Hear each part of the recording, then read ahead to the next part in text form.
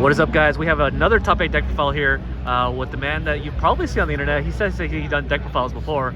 And what is your name? Andrew McCluskey. Andrew McCluskey. And here is this top prizing, I guess. Top 8, you get an uncut sheet with all these nice little perks that comes along with it. And he played Purple Luffy? Purple Luffy, baby. So why Purple Luffy in OP-7.5, I guess, before it ends? Alright, so I'm the type of player who plays like very easy, linear, but also good or at least decent decks. So that's why I never touch like Sakazuki or Lucci. Like, I already know myself as a player. I know I would mess up the sequencing or like mess up the cost reduction. So that's why I always tend to stick with easy leaders like Whitebeard, Katakuri, and Purple Luffy. Okay. So I like your philosophy, and it still carried you to top 8, even despite the very difficult competition out there, I would say, in my opinion, because it was only invite, right? Yep, invite only. So there you go, only invite only, and he was able to do top 8 with his Purple Luffy with very little practice. This must mean that you got carried by the list. Yep, the deck played itself, honestly. Yeah. Okay, let's check out your list. All right, so to start it off, for Law, it's honestly MVP, especially in the BY matchup. You want to just starve, and then just when they get 7 or more, just have them mill 2. Either hopefully milling 2 2Ks or like Gecko Morias. That really helps. Yeah, that's the and you get the pick. Oh yeah. Yeah, you get the pick. Yep, so. yep. The ulti page 1 combo. It's that one, baby. Ulti 2K counter. Page 1. I can play it turn 2, 4/6 vanilla. Or like turn 4 if I get to 10 Dawn easily. Just play like a blocker, and then these 3 body so fast, it's really aggro. So quick reminder, this leader is able to ramp from the top of your left to your hand, and then yep, that's pretty good. So it's a ramper deck. Yep. So I take a life, and then I get to ramp a Dawn, an active Dawn. 2 Apus. It just helps with being consistent in dropping a 4-cost body turn 2 if you go first. And then Khalifa. This is literally the last resort. If you don't see like literally any of these 4 drops, and it is still pretty good because next turn just attach a Dawn if you want, minus a Dawn, and then it's Queen effect, draw 2, trash 1. So it does help every time it attacks. Yeah, cycle through your deck. Now for the 5 drops, 4 Kid, 4 Queen. They're both pretty good. Kid helps with just being high on Dawn. Whenever you minus Dawn, you get 1 active back. Queen helps with the cycling. Draw 2, trash 1. Magellan. Magellan's MVP for the slow decks like Bonnie or any of the black decks like Lucci or the starter deck Luffy. Because going first, I just need to see 1 Magellan to set back their turn 4 8 Dawn. So now they can't play their Gecko Morias, they can't play their Ishos. So yeah, that's a good plan there. Yeah. So like I said, I didn't practice for this event at all. Before going into this event, I thought going second into black was better, just because I could play Magellan turn 2.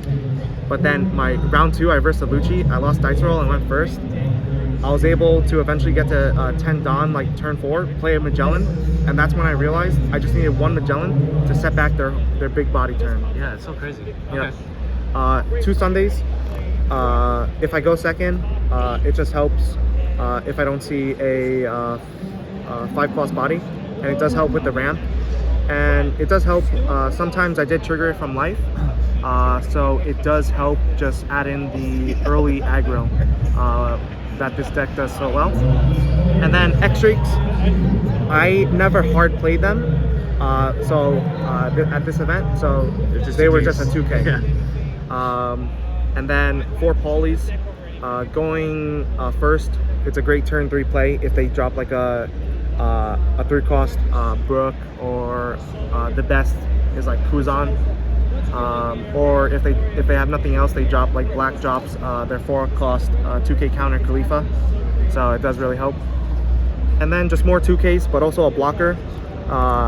This is probably the latest card to the edition. Yeah, it is. OP-7. Everything else is Old stuff.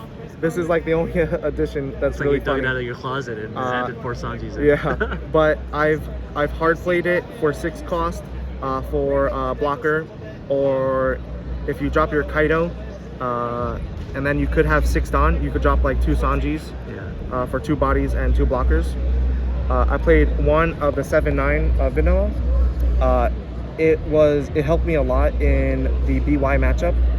Going first, just playing like a 4-6, and then next turn, if they didn't play Kuzan, I would poly if they did play it, but if not, I'll just drop this because BY just becomes a 9k leader, so I don't have to invest any Don into him to make it a big body legal attack. Yeah, and then 3 Kaidos. It was this just added. Yeah, it just overperformed. It added so much aggro. Like after the turn of having 10 Don and establishing 2 or 3 big bodies, the next turn I would Kaido. So that just added so much pressure. Yeah. 2 0 cost events. Ditch a card from your hand, and it becomes a 3k counter.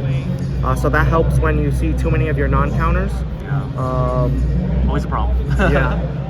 And one thing that I like about this deck is like I only run like 10, 13, 15 non-counters.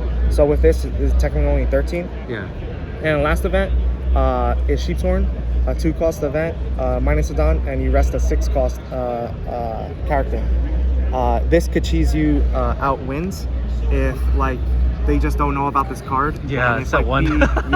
If BY like uses up their 2 lives to make it a 9k, hopefully I have like a high beater card, and then just Sheepshorn their 1 Sabo, rest it, and then swing tall. Swing tall, right. I was able to cheese out a win in one of my Swiss rounds against a Lucci using Sheepshorn, and the opponent said himself that he didn't even know this card existed. So yeah, that helped me, and yeah, it just helps. Yeah. It also helped in one of my top 16 match against BY. I had so many non-counters in hand, and I knew I wasn't gonna win. I had Sheepshorn, they had 2 life and 1 Sabo. I had a good amount of bodies on board, so I Sheepshorn his 1 Sabo, and then I just went tall on my board, and I was able to get a win from that. So yeah. What were your matchups throughout the whole day, if you don't mind me asking? Let me see. For Swiss, I versed 2 Reijus, 2 Luccis, a Bonnie, a Nami. Nami, okay. Yeah, 2 Namis actually. 2 Namis. I love every round. I was like, please just give me a Nami. Yeah, give me a Nami. Because it's like almost free. Nothing's 100%, but it's high 90%. Yeah. That matchup. So I versed 2 Namis in going in Swiss, and then I versed 2 BYs. My 2 losses were to the 2 BYs. Mainly one in Swiss and one in Top Cut. Going from Swiss into Top Cut, I went 7-2. 7-2. Yeah. So I needed my last round to be a win in order to make it into Top Cut. And then when I sat down with my opponent, he flipped Nami, and I was just so happy. I was like, yes, I got it. Yeah. And then into Top Cut, I versed the starter deck Black Luffy. Okay. That matchup, I realized is so much easier than Lucci because Black Luffy can only KO 1 body a turn. So they don't run Luccis, so they can't potentially KO 2 bodies like the Lucci can. Yeah. Okay. So that matchup, I felt I 2-0'd. It was pretty smooth, and then I versed BY next Top Cut match. I was scared because it is a tough matchup for Luffy, but somehow I was able to end the match in like 20 minutes 2-0. Like I just hard stopped. Going first, he just established a 4-6 into a 7-9 into like a kid and then a law, building 2 cards. Yeah. And then next turn I Kaido'd, and then that was game. That was game, yeah. Yeah. So it was, you have it a was solid game plan against the meta game. Well positioned too. Why do you think that this leader didn't see much play before? Is it because RP Law was suppressing this leader and you just couldn't take off? What was it? What do you think that is? There was just, yeah. That matchup was tough just because they also have the early aggro. Yeah. Let's see, and what else? So yeah, in my limited time of playing, I did verse a few Laws before they were banned with Luffy and some treasure cups. That matchup was tough. Yeah. It's like close to like a 50-50. Yeah, that's not a good you ratio. have to like play like perfect. You have to know like when to counter.